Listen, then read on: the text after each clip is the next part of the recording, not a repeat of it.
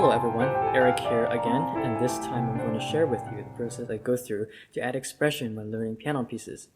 If you haven't watched part 1 yet of this series, where I go through my peculiar background, motivation for these videos, and the technical process I go through to learn piano pieces, you can find a link to part 1 in the description. However, I'll summarize in short right now that what I'm doing is I'm presenting potentially unconventional ways of analyzing music such that I'm able to learn obscure and extremely challenging pieces at a shocking pace. Since I forgot to explicitly mention last time in my part 1 video, I want to point out now that what I talk about is generally not material aimed at anything below the ARCT level using World Conservatory of Music standards. It is generally add-ons and abstractions I've developed and used in my practicing that complement a high degree of competency in piano technique, control and expression, listening skills, and sight reading skills.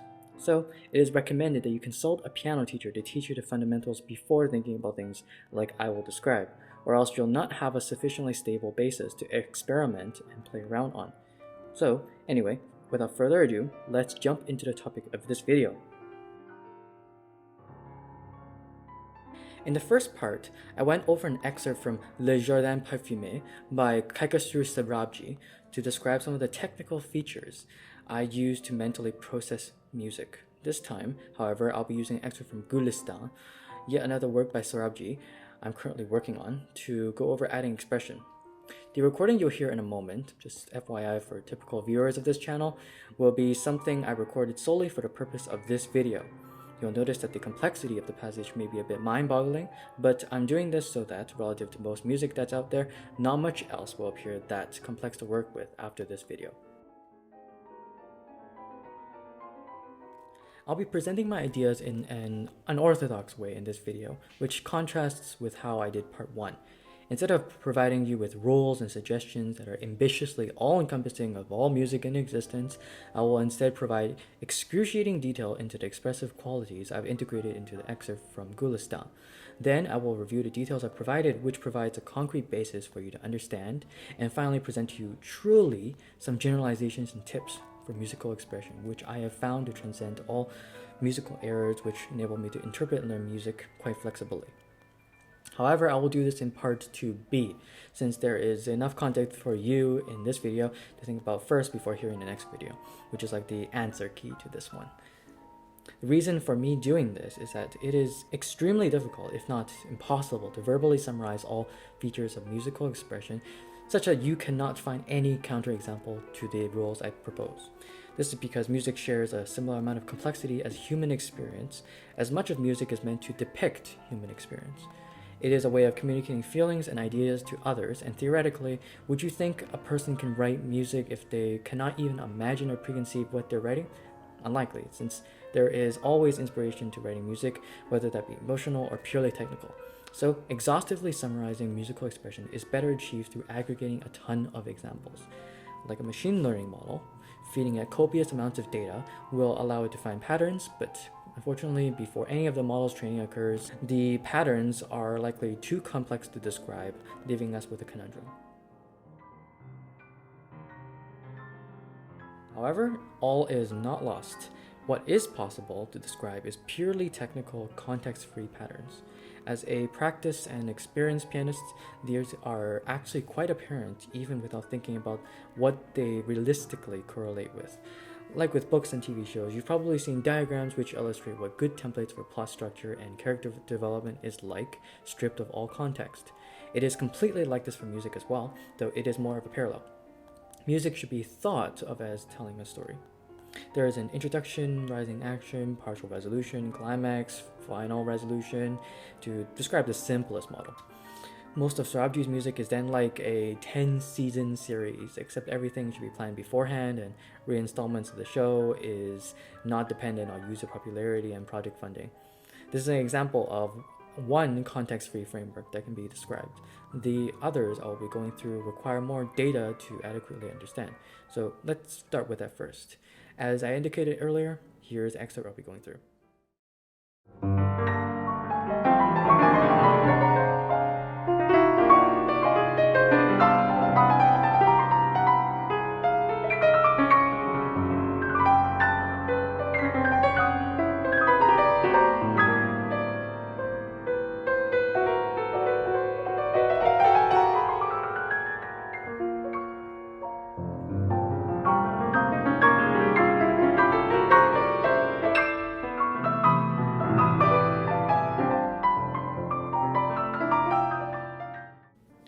Listen to it several times over to make sure you'll be able to understand what I'll be presenting as score to approximate sounds in your head.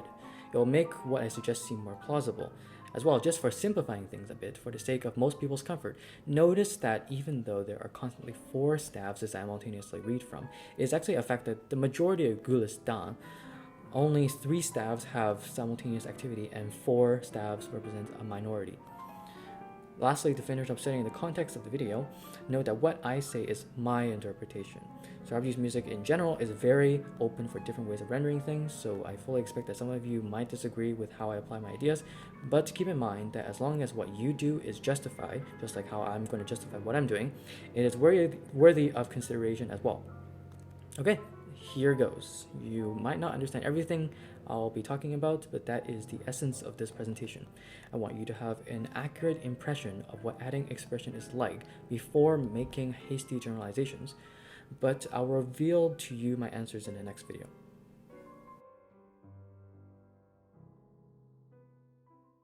Notice the dissonant minor ninth. Don't bang on it. In other words, don't hit it with a rough and fast attack. Though the top note is crucial for projecting the right hand so it doesn't sound like it disappeared from existence as if by an intentional fault. Notice the tuple grouping. Then there's a group of 3 tuples. Natural register-based shaping suggests applying a diminuendo per group of 3, but we're interested also in adding direction to the repetition. Thus apply a diminuendo on the first group of 3, but a crescendo on the second group for variation. Chromatic patterns almost always suggest dynamic transition. Within each of the tuple groupings, although the first note has coincidence with a more principal beat, the top notes of the 6th chords are unavoidably heard more prominently since they are higher pitched, so apply shaping to these notes. Voice the chords as well so the top note is more prominent, since this should not be a moment of heavy playing or intense expression. Hold the first chord slightly longer, about 0.2 seconds or less than is notated, to allow enough time for the entire chord's coloring to impact the listener. This is because a busier part easily overwhelms the thin sound of the B flat. There is also a tenuto on that chord to support this idea. The additional length from holding the first chord coincides with the desire to bring direction as mentioned before. Do not just hold the first chord, but also slightly compensate with the tuples by starting slightly slower and then speeding up. I call this the slow fast pacing pattern that adds direction. Always start pedal at the bottom of the arpeggiated chord if one hand is not big enough to play the entire chord all at once. Make the top note of the chord as well as the triplet more prominent, enough to hear separation between the melodic lines. As well, do this because the triplets are more expressive and they more succinctly abstract away the commotion below.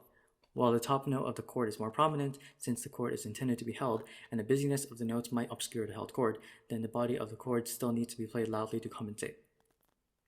A weakly chromatic pattern is occurring.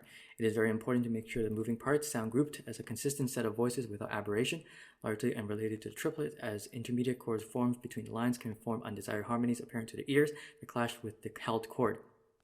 These lines of busyness should move with direction towards the next section to assist with establishing a harmonic base to the entire next chord. This is also a consideration when it comes to dynamic continuity. The longer held notes in the left hand aren't as powerful to inspire direction for the music, though they are an abstraction for the direction. The right hand is like the engine, while the left hand is the steering wheel. So in terms of loudness, the right hand should overtake the left hand a bit. Principal emphasis switches from the left hand to the right hand in anticipation for the expressive part in the next section. The groupings of the left hand and right hand form a polyrhythm. It is easy to focus all the emphasis of these points on the left hand, but resist and emphasize all the points instead, as additional syncopation increases the apparent speed of the music. Holding on to the pedal for the entire time will cause it to sound muddy and unappealing, so the solution is to gradually let go of the pedal but do 1/4 changes per chord. Phrase the group of chords like a spoken question since the last chord is higher pitched. Do a diminuendo over the chords for more accurate mimicry. Use full chord voicing to emphasize all the chromatic changes occurring. The staccato supports the idea of phrasing the chords like a question, since in speech we speed up our wording of the question in anticipation for the higher pitch at the end of the question. That makes sense, right? The staccato reduces the duration of the chord so that the full chord voicing does not bring undesirably heavy texture from the right hand. Note that on the piano, sound dissipates in volumes while a note is being held, so the drop in volume must be accounted for when transitioning to the next notes. Short and fast notes, and as an added bonus, chromatically ascending notes have the potential to add direction to music. Do a slightly abrupt crescendo to take advantage of this situation. do microscopic shaping of the notes as well. The held notes of the left and right hand dissipates quickly, though they might still leave an imprint on the listener's mind. Use this advantageously to lift the pedal at the end to keep the notes clear from being muddy in sound. Keep in mind dynamic continuity, but realize that this is an answer to the question of forceful one to be exact. However, allow the second chord to recover in dynamics similar to the final chord in the previous part. Continuity provides familiarity, avoids unintentional abruptness, and thus keeps the listener comfortably entranced in the development of the music. Do full chord voicing to provide power to the right hand, in contrast with singular notes. As well, it emphasizes the chromatic contraction between the chords, which complements the dynamic recovery. Intentionally show the stiltedness of the left hand against the right hand by playing the quintuplet close to in time. We are naturally hardwired to be comfortable with hearing groups of 2, 3, 4, and multiples, so suddenly playing a group of 5 out of nowhere keeps the listener at edge and increases tension. Supporting the previous point, there are alternating intervals between each of the notes in a quintuplet. Mimicking a human voice, which is actually a consistent goal when it comes to shaping melodies, apply register-based dynamic shaping to emphasize the slight struggle it takes to achieve the alternating intervals. Very slight detachedness of the notes mimics this property. Apply a slight diminuendo to close off the phrase to allow principal emphasis to transfer to the right-hand part, which has the most activity. Make sure to keep the melodic continuity, but this time, since it's slightly shifted up, increase the volume. If it were a voice, it should sound more surprised than the first time, like a follow-up. As well, when I say melodic continuity, it also means that if this were the top line, played by a single independent person, it should sound logically connected, that is, in tone, dynamic level, and pacing. As well, same idea as before with chromatic contraction and chord fullness. The fast-moving line here should have a similar effect as the previous section's quintuplet. In fact, a general trend will occur where I will emphasize ways to apply artificial direction to music to keep it moving forward when there are no natural harmonic driving forces. Keeps the listener engaged. The line here, however, should not be as straight in rhythm as the previous part, for contrast. It should employ the slow-fast pacing technique I mentioned before. Fortunately, it's natural to do that anyway, since the combination of the two stabs here is quite hard to play in time, because of the inconvenient fingerings. Apply a decrescendo at the high level to this line, which may be surprising to hear, and try to do it in discrete parts as a simplification of the excessively granular natural register-based shaping. The reason for doing this is principal emphasis needs to be transferred quickly. The initial note of this line should be also match level energy generated by the previous quintuplet, from which the principal emphasis was transferred from. I'll explain why this is so later. While melodic lines should sound independent in pitch, tone, and loudness, the lines should work together as a whole in a logical way, as if responding to each other, generally imitating how human voices interact. Apply the pedal carefully here because of the abundance of chromatic and thus adjacently dissonant notes. Keep it completely held down at first, but then slowly lift it. This works because most of the notes are in a high register and these sounds disappear quickly than the ones in the lower register. Another tip when it comes to melodic continuity is to play the notes with more force so that it takes longer for them to dissipate in volume, even with some loss of pedal. Specific to Sorabji's style, his music is characterized by low register pedal points, so take the opportunity as much as possible to match his style. Low register pedal points also help add depth and presence to music. Allow for a smooth entrance, or in other words, a switch of principal emphasis of this longer continuous line by shaping it the following way. Looking forward a bit and recalling what I said of the challenge of vocally executing large intervals, recognize a converging pattern like it's releasing energy. As well, this shaping avoids the dissonance incurred between these two notes, which is a problem only when the notes are played at a similar volume. Treat these notes like grace notes while still maintaining a sense of precise rhythm as to the starting point. The characteristics of grace notes are that they are non-emphatic, or in other words, smooth and dynamic with no aberrations. As well, they have strong emphasis towards whatever principal chord the grace notes are attached to. They intrinsically apply direction to music. Prepare principal emphasis transferal through a diminuendo, which is also suggested through the convergence, which is like a spring losing energy. Increase the pacing as well to more properly simulate a spring losing energy, evident through the increasing pace of inflection points. Continue with the grace note-like notes, providing emphasis to the principal chords. I cannot tell you exactly how to shape each of the sets of grace notes so they form a logical sequence of musical statements, but I'll suggest that when you play them, they subconsciously imitate some feature of speech you may not be able to explicitly identify. Much of the music is through feeling, which come with some corresponding to real-life sounds. However, I will note that the starting notes of the sets of the grace notes and the top note of the principal chords have a relationship in that, when ascending, they sound more doubtful, and when descending, they sound more assertive. Though, as I said at the start of the video, this is perfectly subjective. I'm bringing this up for a reason, and this is, sometimes there are notes which I just cannot shape adequately with purpose. The C sharp here is an example. If additional emphasis is placed on it, it sticks out with no follow-up continuity. As well, later, the line here intersects with the note, overriding whatever sound we have cached in our mind while the right hand goes about its business. However, this part, once again, offers a stylistic pedal point, which does serve a purpose, but be aware of the finer details. As I mentioned before, sound dissipates quickly with time. Some of the notes in this are played earlier than others, so logically perform a decrescendo while descending.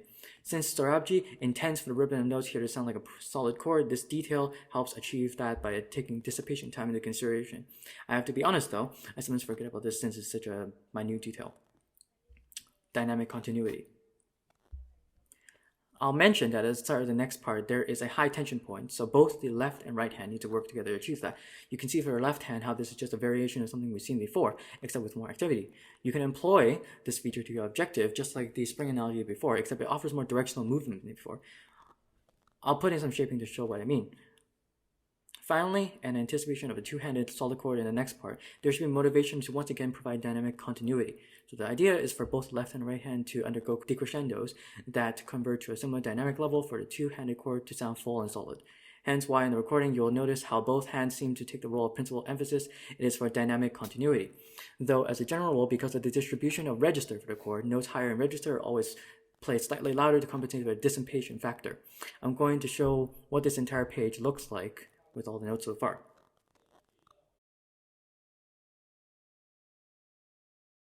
So, oftentimes in Sorabji's music, we're met with chords that hardly fall under any harmonic label. The first one is simply a condensation of two chords for both hands, and the second one is the left hand chord, and the top three quarters of the left hand chord transpose up one semitone. So the approach I used is to think of more of the function of the chord. All I can say is that the second left-hand chord serves as a foundation for what the actual harmony is there, because it has the lowest register, and the minor ninth interval has the functional purpose of introducing sort of irresolution, as often is the case, minor ninth resolved to an octave. As well, once again, functionally, whenever you have something which raises in pitch while decrescendoing, it is phrased like something of a question or a shock, which is a mechanism you can use to drive the music forward.